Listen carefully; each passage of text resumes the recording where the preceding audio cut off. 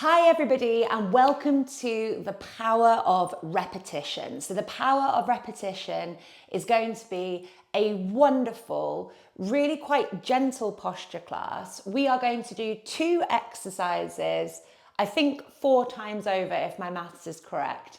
And we're going to do the same 2 exercises but in slightly different ways each time we do them. And what this class is going to teach you is firstly how much an exercise can shift and change by doing it for like a longer period of time and coming back and repeating it, but also how impactful doing just 2 exercises can be over a slightly longer period of time. So you're going to need a few bits and pieces of equipment. I've got this set up here for my static back. This could be the edge of a bed or it could be a sofa or something like that. I've also got a couple of spare cushions to hand as extras. I've got my cork posture roll. I'm going to use my large cork posture roll. If you have them, you might want to use your small one depending on how mobile your spine and your neck is. And if you don't have cork posture rolls, you can roll up a towel into like a sausage shape and use that instead.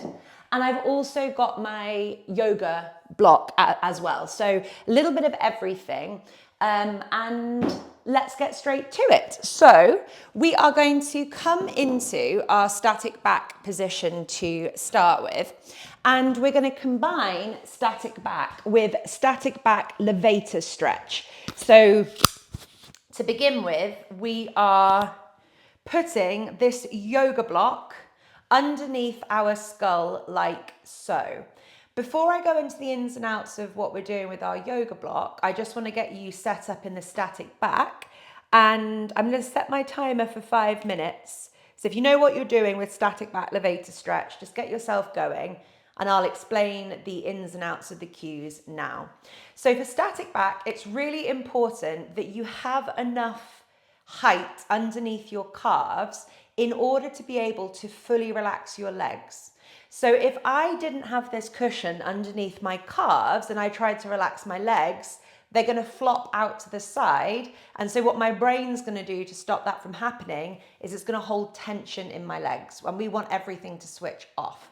So the way that's going to happen is by making sure that you've got enough support underneath your calves. It really depends on how tall you are, but also what you're using as to how much support you need. So just make sure your toes, your ankles, your knees and your hips are in alignment and that they are supported enough so that they can completely switch off. I have got my yoga block the medium way on its side, but you could potentially have this on the flatter way if the medium way feels a bit too high. And what I'm doing is I'm using my yoga block to create a pillow. I've put the edge of that yoga block just on the bottom of my skull, and I'm using it to tilt my chin downwards. And what this does is it lengthens the back of the neck down into the top of the shoulders, and it's going to start stretching some muscles called your levator scapula, which feed from the bottom of the head down into the kind of tops of the shoulder blades. So we're stretching some muscles that often get really, really tight when we're just locked in at our computer screens all of the time. So this is how we're starting. I'm putting my arms out at about 45 degrees to the side. I'm not focusing so much on putting my palms up to the ceiling, because if I focus on putting my palms up to the ceiling, what happens is my inner fleshy bits of my elbows kind of lift up off the floor and they roll backwards behind me. What I want you to focus on is keeping the tops of your arms on the floor with the inner fleshy bits of your elbows facing up to the ceiling. What you may find by doing that is that your hands are a bit like mine, where the palms of the hands then face away from you rather than facing upwards. This is absolutely fine. You're going to get more change at your shoulders and through the front of your chest if you focus on that upper arm position. So I want the backs of the upper arms grounded on the floor. I want the inner fleshy bits of the elbows facing up to the ceiling. Don't worry about the angle of your hands. We are nearly 3 minutes into this first position, and before we kind of move on, so we're going to be coming back to this, although we'll be changing our head. So it's important to get the other aspects of it correct, but we are going to be coming back to it, so you'll have a chance to revisit. We really need to think about our breathing. So when we are breathing, you are going to try your absolute best to breathe into your nose, and you're going to work to expand your lower rib cage.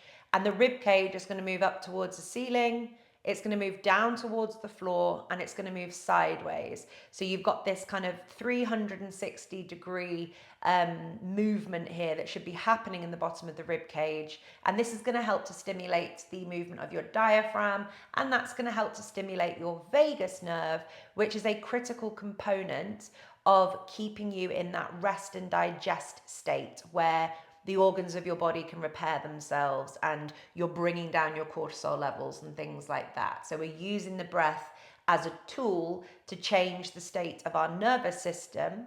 We're putting our body in a nice, supported, comfortable, relaxed position to also change our nervous system and help us relax, but also to physically improve our posture, reduce imbalances. We're using time, gravity, and our body weight as the method of change. We're not really doing very much except trusting the body and letting it sort itself out when it's put in the right position that's kind of constructive for our posture. So we've got 30 seconds left here before we move on to our second exercise. Breathing in and out of the nose, trying to really get the rib cage moving outwards and inwards, but you're trying to breathe as quietly and as slowly as you can. So we're not breathing loudly. You don't want to be able to hear your breath. And you're really trying to slow down both the inhale, but also the exhale. And if you can, you want your exhale to be longer than your inhale. Okay, so that's time for our first round of static back, but we are going to come back to it. So we've been doing Levator Stretch. That is going to change, but maybe you'll repeat that if that ends up being one of your favorites. That's absolutely no problem at all. So I'm just going to put my block to one side, push my chair out of the way, and I'm going to bring a cushion underneath my head like so. And we're going to move on to an exercise called Upper Spinal Floor Twist. So I'm using my cushion. I'm coming to my left-hand side to start with, and this is a thoracic rotation exercise. So my lower body is set up at a right angle at the hip and at the knee. So my feet are not tucked into my bottom. The ankles are directly below the knees, and the knees are level with the hips. They're not curled up into a fetal position, nor are they pushed away. So if someone's looking down at me, it's like I'm sat on a chair. One of the most important things in this exercise is that my right knee, my top knee, does not shift backwards away from the left knee or the bottom knee. So when we do what we're going to do, which is going to look a bit like this, you might notice that you're trying to move your pelvis, and the way that you will know that you're trying to move your pelvis is if that knee shifts. We don't want your pelvis moving, we want your thoracic, your middle back, your upper back twisting instead. My arms are going out in front of me like this. I've got the cushion underneath my head to keep my neck kind of nice and supported here. I'm actively going to push forward slightly with that right knee. And I'm very, very, very slowly going to take my right arm over my body like this. And I'm going to bring it into a cactus position. So as well as the sliding of the knee, one of the other main mistakes that people make in this exercise is that they try and force and crank their body open. So they really like wrench that arm back down to the ground. That's going to take their breath away and stop them from maintaining this like nice calm nervous system that will invite the body to unwind more tension. But it also puts a lot of the strain on the shoulder and the arm, and it doesn't create the movement in the rib cage like we want. So you are not forcing your arm far over. You're just going to take the arm, cactus shape. You're going to keep the humerus, the upper arm of that right arm, level with the shoulder. So we're opening up the front of the shoulder and the chest here. I don't want the elbow down by your waist, and I don't want the arm up kind of by your ears. You're trying to keep that upper arm like level with the shoulder, and this is going to make you feel a little bit more of a stretch at the front here. The palm is wide, the fingers are wide. I'm going to put my left hand spread, pushing down on that right knee, and I'm really kind of locking out my left arm. So I'm not forcing, but I'm using this left arm to create some leverage. And what I'm doing is I'm using that left hand to push down on my right knee. I'm not pulling my right knee towards me. I'm almost pushing that right knee down and away. And I'm using that to lengthen my spine. So I'm creating space between my head and my pelvis. And then the cactus arm just stays there. I'm focusing once more on that breathing in and out of my nose and into the lower rib cage, but really focusing on this right area of my body. And what I'm also trying to do is I'm not trying to take my right arm towards the floor. I'm trying to roll my right shoulder blade back and down behind me. So you're going to feel the muscles underneath that right shoulder blade waking up. We're going to do 2 minutes here. Off we go. I'm taking my head as far as is comfortable. I'm going to put my microphone on my rib cage here. So my right knee is continually pushing forward slightly so it doesn't slide away from that left knee. That's making sure that we're not rotating from the pelvis and that we are rotating from the rib cage instead. My fingers on my left hand are spread wide. I'm pushing down and slightly away into that right knee. My left arm is kind of locked out and straight. I'm using that as leverage to create length through my spine. So I'm increasing the space in between my head and my pelvis. The fingers on my right hand are spread and active. I'm stretching out the palm. The right humerus, the right upper arm is level with the shoulder. So it's not drifting down towards my waist or drifting up towards my head. And I'm using my brain to pull that right shoulder blade back and down behind me to get more opening through the front of my chest. I'm relaxing my face, I'm relaxing my jaw, I'm relaxing my belly. I'm breathing slowly, quietly, and low, deep into that lower rib cage. If you're holding your breath, you are in a competition with yourself to crank your body further open than it wants to be. And guess what? Your body will win that competition. Your ego will not. So back out of it and find a spot where you are able to breathe and keep the jaw soft and keep the face soft. You cannot force your body to do anything, but with time and with the power of repetition, you will be able to invite your body to open more, and it just will. Spreading the fingers. Oh, that's time. Perfect. Okay. So we're going to do exactly the same thing on the other side. I won't say the cues in quite so much detail, and I also won't for the other versions of upper spinal floor twist that we do. But remember, we're 90-90 at the ankles and at the knees. So we're not tucking our legs up into our bum. And this time that left knee is going to keep pushing forwards so that the kneecaps are level with one another and the left knee doesn't fall backwards.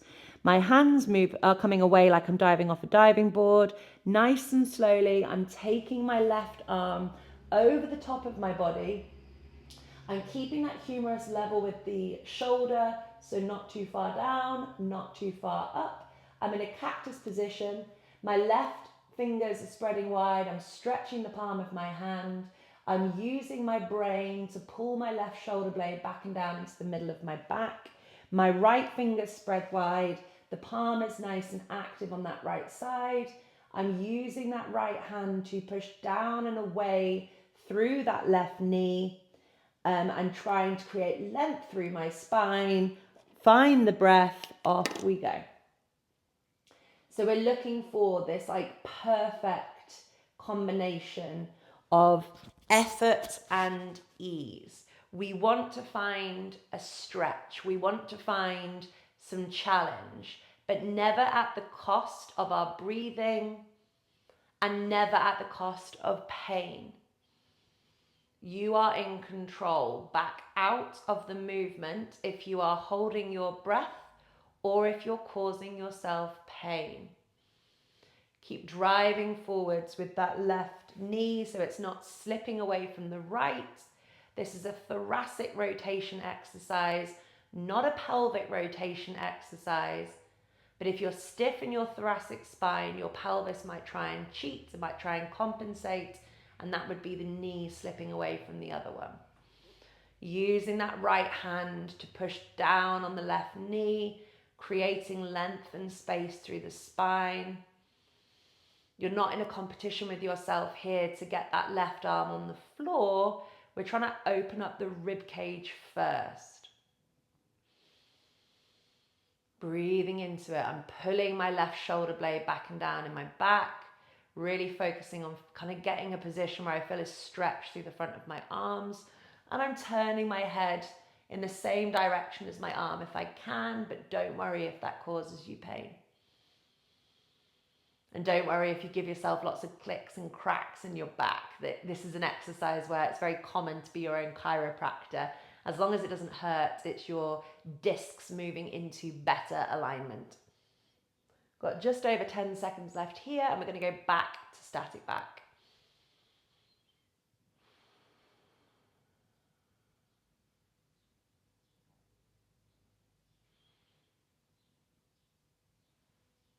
And that's time.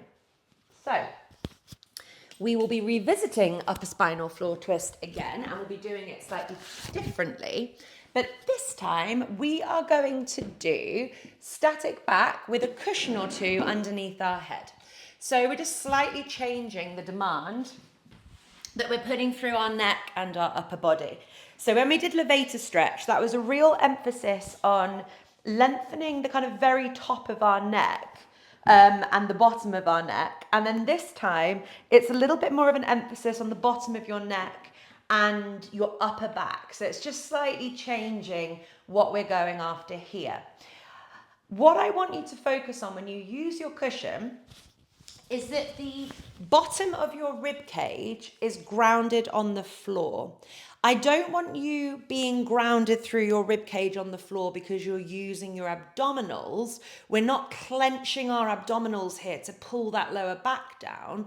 We're releasing our abdominals. We're nice and free. If we're clenching with our abdominals, we stop ourselves from being able to breathe properly anyway. So relax bellies, but if you notice that by having a relaxed belly, your rib cage lifts upwards and you're not grounded in the bottom of the rib cage, use more cushions underneath your head. So you might have like 2 or 3 cushions underneath your head, and that's fine. It's going to create the length down your spine or your upper back that your body wants. That's all. It will change things a lot more than you gripping and being tense, because we are not gripping or being tense ever in our posture exercises. So same thing goes, okay? So we're going to think about the elbow armpits facing up to the ceiling, not where the palms of our hands are going. We're keeping the arms at 45 degrees, and we're almost going to like move the elbows slightly away and down from our shoulders, so almost more towards your knees, and you might feel how that creates a little bit more stretch through the front of the shoulder and a little bit more stretch through the front of the elbows like this. I'm keeping my chin tucked. We're going to stay here for another 5 minutes. Off we go. So keeping the legs relaxed.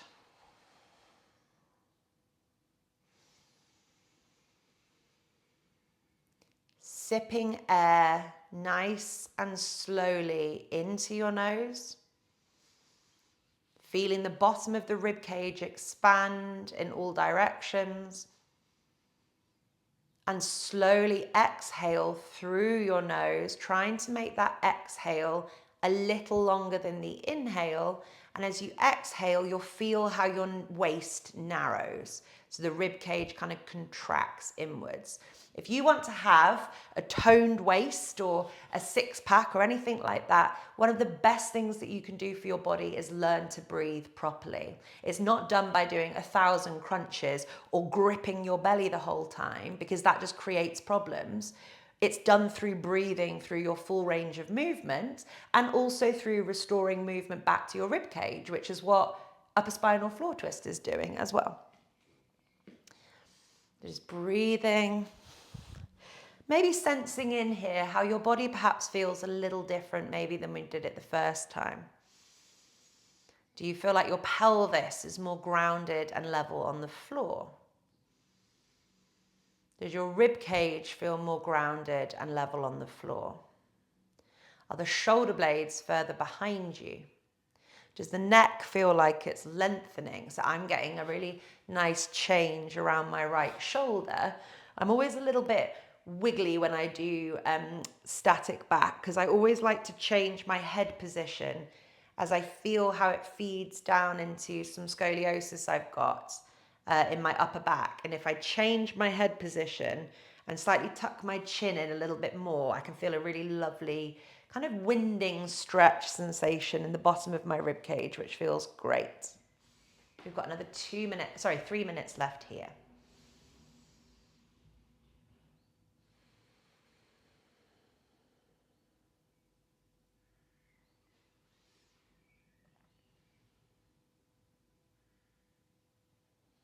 The feet are relaxed, the knees are relaxed, the hips are relaxed, the belly is relaxed, the hands are relaxed.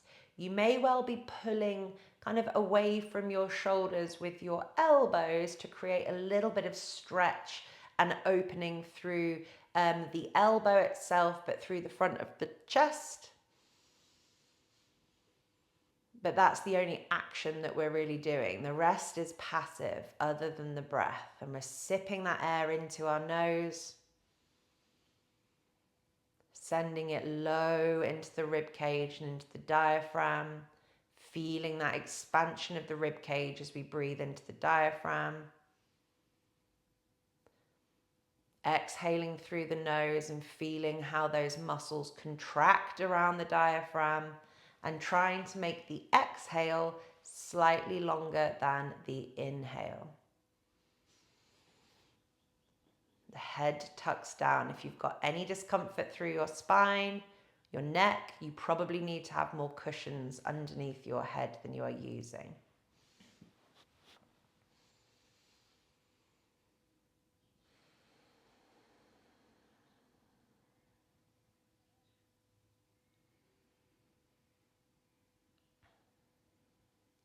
Forgive me, I'm going to cough. Sorry. 1 minute left. And don't you worry, we've got 2 more rounds of static back yet to come. Driving those elbows slightly further away from the shoulders to create that stretch.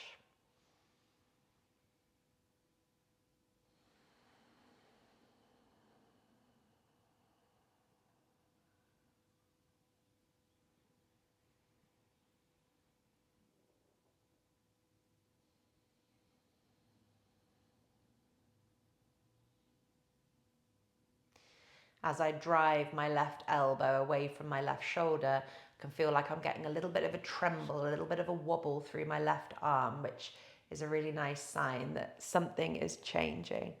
Keep the back of the neck long. Got 5 seconds left. 5, 4, 3, 2, and 1. So we're coming back to our upper spinal floor twist. I'm just going to push my chair away again slightly. And this time we're not going to do the cactus arm, but I want you to think about the principles of what we did when we did the cactus arm. So we were keeping this humerus like level with the shoulder, not trying to crank it too far. And then this time we're going to take the arm long, but just because your arm's going long, I don't want that shoulder rolling forwards or your focus being your hand trying to touch the ground, because it's just not going to work. So you're still channeling that same vibe that you did when we did the cactus arm, but this time we're going to take our arm long, keeping those fingers nice and spread and wide, and we're going to do arm rotations from the very top of the arm in the shoulder socket like this, okay? But very quickly, 90 degree angle at knees and hips. Right knee is not going to slide away from the left knee. Arms are out in front. You're going to take that arm over the front of your body like so, trying to find where you get the most stretch through the front of this like deltoid pec area. If you're tight here, what your body's going to do is flap your arm upwards or flap your arm downwards whilst the shoulder stays rounded forwards. So you're really trying to get that sense of that shoulder blade plugging back and down behind you like you did in the last exercise. We want to feel a huge stretch along the front of this chest and upper arm. We don't want your body finding ways to compensate, okay? So the elbow plugs back and down behind me. I'm not trying to force my arm to the floor. I don't care how close my arm goes to the floor. Left hand in position, spreading those fingers wide, driving it away. 2 minutes here, off we go. Finding your breath. And just nice and slowly, and remember taking that your head towards the right hand side as well if you can. I'm rotating my upper arm in the shoulder socket and the lower arm is following. So the fingers of my right hand stay spreading.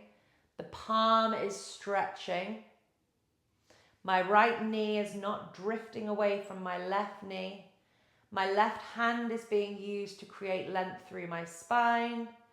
From my shoulder, from my upper arm, I am rotating this arm in internal rotation as my palm kind of faces away, and then in external rotation as my palm lifts more towards the ceiling. Belly relaxed, jaw and teeth relaxed. Breathing into the nose. Breathing into the stretch in your rib cage. There is no forcing here. We are not trying to crank our arms down to the floor, because if we try and crank and force, we are compensating, and compensating is how we lead our way to injury, to pain, to tension, and to your body like locking up around you rather than softening and expanding its capacity. Forcing your body to do anything is not going to get you anywhere. Forcing the body to do things it doesn't want to do simply makes it more upset, it makes it more stressed, and it makes it not trust you as much. We've got to think about our posture work and our posture time as being like couples therapy, perhaps, between you and your body. You've probably spent a long time trying to force your body to do things it doesn't want to do, whilst maybe not taking very good care of it, and your body probably doesn't trust you very much anymore. So you've got to teach it to trust you by doing things that feel good and by respecting its limits. That is time. We're going to move over to the other side. So flipping over. If you feel a bit creaky or a bit winded in between, that's perfectly normal on this exercise. We're really waking up and changing muscles in our rib cage, which if they're very restricted and dysfunctional, it can feel like someone's kind of kicked you in the back of the ribs. So 90-90, left knee pushing forwards, hand stretching out in front of you. I'm really focusing on taking that arm directly over, not kind of avoiding the front of the shoulder, plugging that shoulder blade back and down behind me on the left-hand side. My right hand comes on top of my left knee, driving that left knee forwards. I'm stretching my left arm long and my hand away, taking my left ear towards the cushion if I can without pain. I'm plugging myself down in that left shoulder, and we're doing those arm rotations again. 2 minutes here, off we go.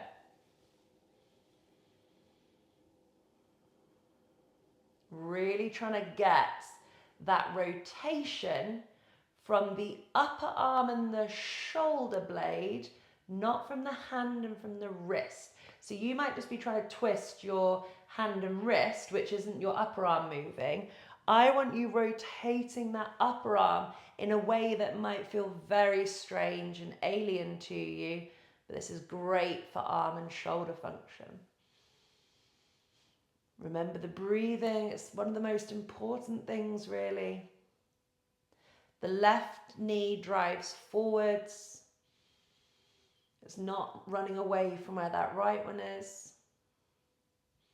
I feel very wobbly and unstable in my left shoulder as I do this external rotation of the upper arm. But as I do it, I feel this lovely stretch into my rib cage. I really feel like I'm opening up my shoulder and moving it behind me as well. Using that right hand to create that leverage and length through the spine. Turning the left ear open to get rotation through the neck as well. Just don't let that left knee drift away from the right one.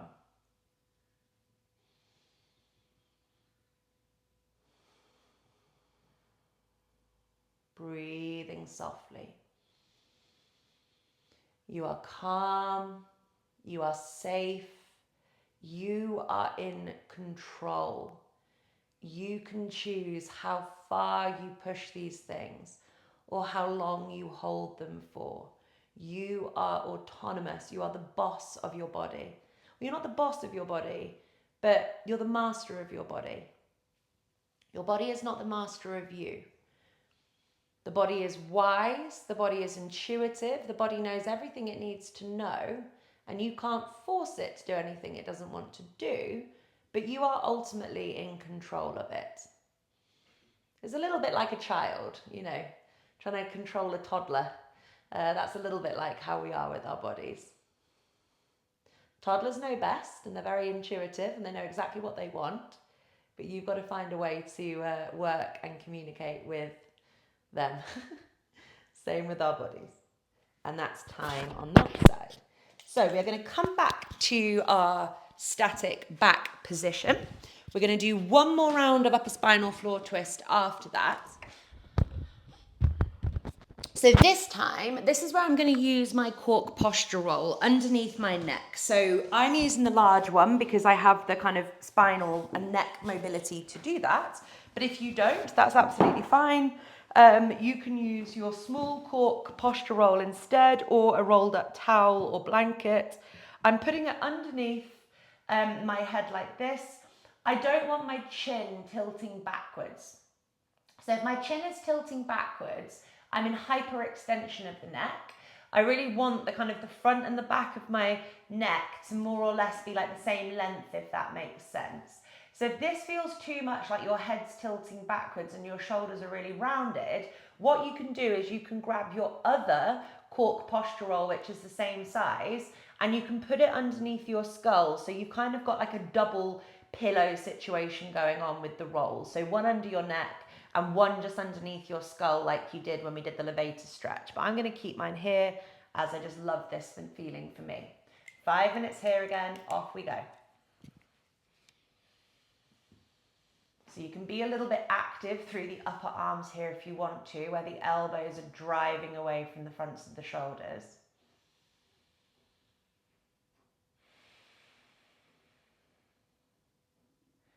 Breathing nice and calmly, relaxing the legs.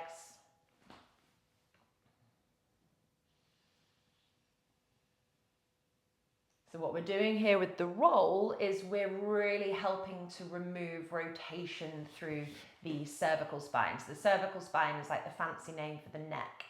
And because of the way that we sleep on our sides, because of the way that we might use our phone, because of the way that we have our heads kind of jutting out in front of us whilst we're watching TV or on a computer or our phones, our necks can get really twisted and distorted.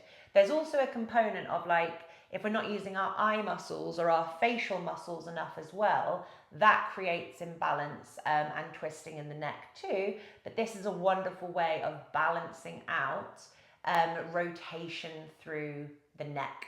And that will then feed down into the rest of your spine. Like for me, this dysfunction that I have in my neck position creates compensation further downstream. And so just laying here, and I can feel all like the bobbliness of all of my vertebrae of my neck, where they're all jutting out in random positions.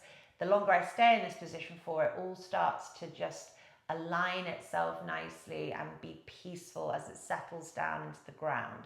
I am obsessed with the cork posture rolls. I use them basically every day. I'll do them in my meditation in the morning. I will use them when I'm watching TV. We went camping recently and I actually slept with one of these under my neck. We don't have like an air bed or anything like that. We just sleep on like yoga mats effectively in our tent, because sleeping on the hard floor is so good for your body and I love it. And I don't like using pillows so much, so I actually slept with this when we were camping. And yes, it made my body and my spine feel amazing. Breathing into the back ribs here, breathing into the side ribs. We're halfway through. And every now and then, I really like to rearrange my shoulder position, just because as my spine changes, it feels nice to kind of wiggle into a new position and just invite a slightly different sensation to be occurring. And I also like to change which knobbly bit of my neck I put the roll on, because it will start to mold and change your vertebrae. And so you want to just perhaps tackle slightly different parts of the vertebrae. Elbow armpits up towards the ceiling. The backs of your upper arms are on the floor. And if you want to drive the upper arms away from your shoulders to create space through the front of your chest and the front of your elbows, then that is another extra thing that you can do. Breathing low, breathing slow, and breathing really quietly. Make the exhale slightly longer than the inhale if you can.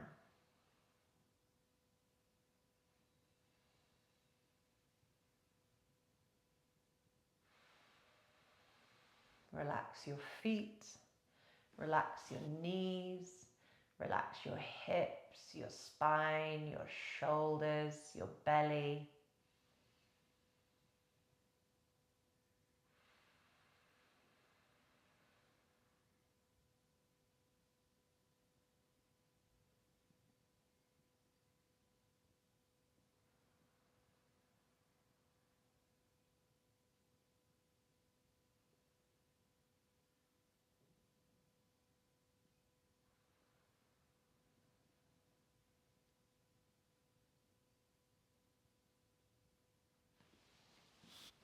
Another little wiggle from me just to rearrange the shoulders. We've got just over 20 seconds left here, and we've got one more round of both upper spinal floor twist and static back again.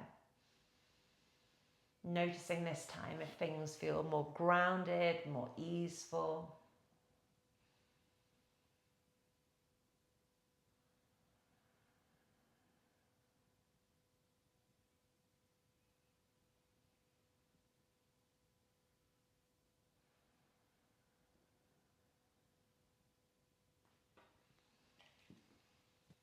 And that's time.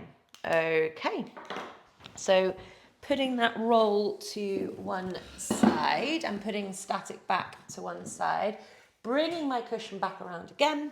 And this time we are going to do the same type of thing that we did before in our upper spinal floor twist. So the arm is going to be long, but we're really thinking about pulling that shoulder blade back and down behind us, focusing more on length through our spine and the movement happening through our spine, not that we're trying to crank our hand and our arm down to the floor. This time, keeping that hand really wide and spread like an active starfish, we're driving the hand away from the shoulder. We're pulling that shoulder back and down behind us. So there's this like push-pull situation going on between the hand driving away and the shoulder pulling down. And what we're going to do here is on our inhale, we're going to stretch our palm really wide. And then on the exhale, we're going to clamp the fingers and the palm shut into a fist. And then with every inhale and exhale, nice and slowly, we're not speeding up, but just like this is what we'll be doing. You're trying to use that movement of your hand, but that movement of your breath to then see if your arm starts to drop open more and more. So this is very good for tackling dysfunction of the hand, as well as doing a bunch of other stuff through our thoracic spine. So 90-90, don't let that knee slide. The left hand is coming to the right knee, active starfish hand here, pushing it away to lengthen the spine, taking that right arm over the top, trying to keep the humerus in alignment with the shoulder, pulling the shoulder blade back and down behind, and stretching the palm wide and clenching the fingers into a fist with the breath. 2 minutes here, off we go. Head twists in the same direction if you can. Fingers spread on the inhale, and on the exhale, we clench. You don't want your inhale or exhale to be audible. Remember, quiet, low, into the rib cage, and slow.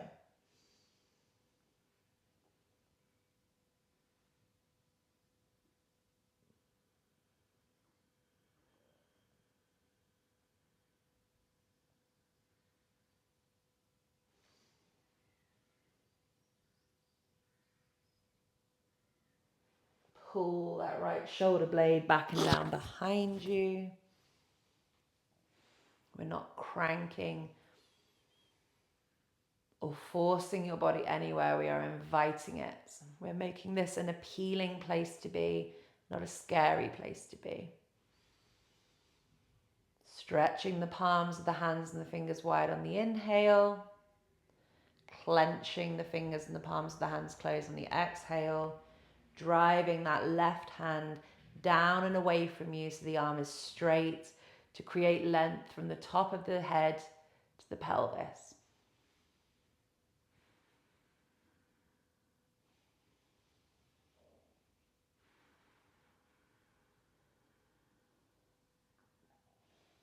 Watching that right knee is not sliding away from the left. That's your pelvis trying to compensate, to trick you into thinking that you've got more range of movement than you have. Doesn't matter if your arm is right up here to the ceiling, as long as you're not compensating with your pelvis, you're doing it perfectly.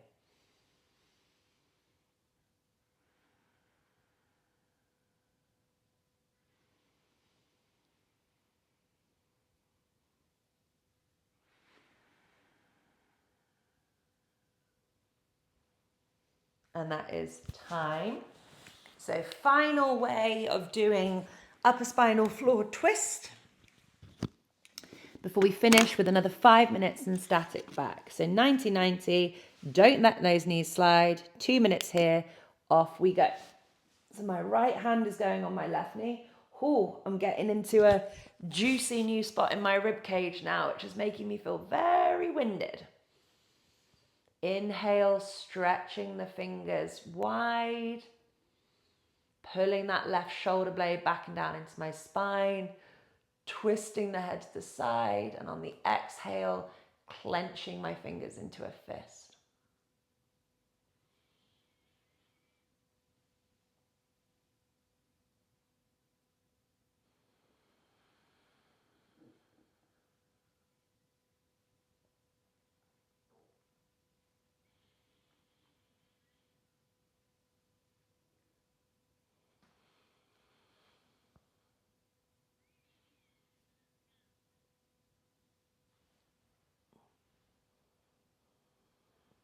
Breathing nice and deeply. So I'm definitely getting further into this range of movement just because I can feel how like creaky and exposed I feel on the left hand side of my rib cage. It feels lovely.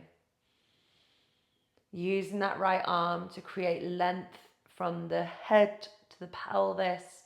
The right elbow is straight, the right fingers are spread. The right hand is pushing down and away.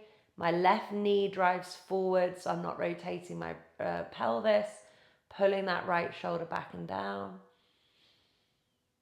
Just over 20 seconds left here.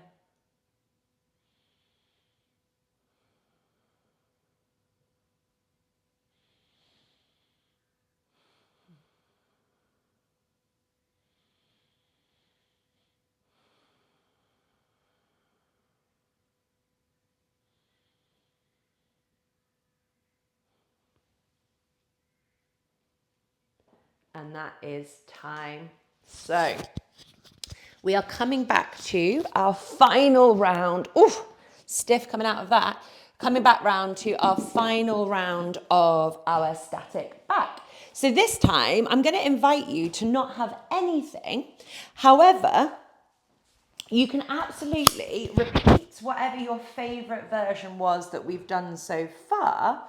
And I also don't want you not using anything if firstly your rib cage is lifted and or your shoulders are really rounded and or your head is tilting backwards like this.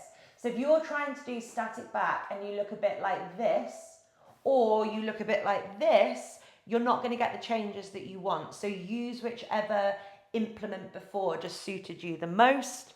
And it may be that you want to try a few more cushions underneath your head so you can really get a sense of what I mean when it feels like your back body is being held in a hammock and it's really long and unrestricted. 5 minutes here, off we go. And actually for this final one, just to give you something slightly different, I'm going to interlink my fingers. I'm going to put my hands underneath my head, at the very bottom of my skull. I'm keeping my chin tucked. So I'm not doing like this. I'm keeping that chin tucked to really create that length. And I'm just nice and passive through my elbows. So my range of movement in my shoulders and my thoracic spine is pretty good. There's no effort for me here to kind of keep my elbows on the floor, but really importantly, my rib cage grounded. If you're trying to crank your elbows to the floor, but it means your rib cage lifts up, you don't have the thoracic function yet to do that. I'd rather you prioritize the rib cage being grounded, even if that means that your elbows are a little bit more off the floor. So if you need to be like this, if you think this feels nice, I don't mind that whatsoever, but I don't want you cranking the elbows with you flaring the rib cage, because that's not going to help your spine relax, which is very much one of the main kind of purposes of static back.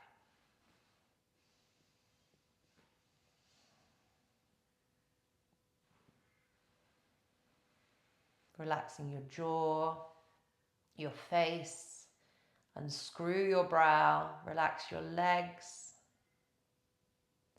relax your belly. Everything is relaxed here. The breathing is the only active part of you. Just sense into maybe how your body feels a bit different having done a number of rounds of static back and upper spinal floor twist.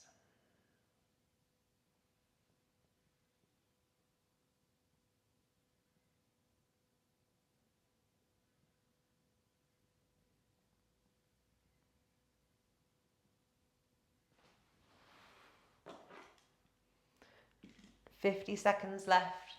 If you've got the time, if you're still awake, or even if you're asleep, you can absolutely stay here for like 10 minutes more, 15 minutes more, 20 minutes more, 30 minutes more. If it feels good, if your body is just loving this, if you feel comfortable, if you feel safe, if you feel relaxed, that is all lovely signs from your body that it loves what you're doing right now. So lean into that. Give your body more exercises that make it feel as good as this. Movement should feel good. We should feel at one between mind and body. We should feel just wonderful. But so often people are stuck in a cycle where they're forcing all this like really aggressive, high intensity exercise. Their body is compensating, they're breathing badly, they're moving with imbalance, they're causing themselves like pain and tension. And that's one type of movement, but that's not the type of movement that's like really going to make you feel good. The type of movement that's going to make you feel good is going to work in symbiosis with your nervous system to help you feel calm. And that is time. So that was the power of repetition. I really, really, really hope you enjoyed that. And I'll see you again soon.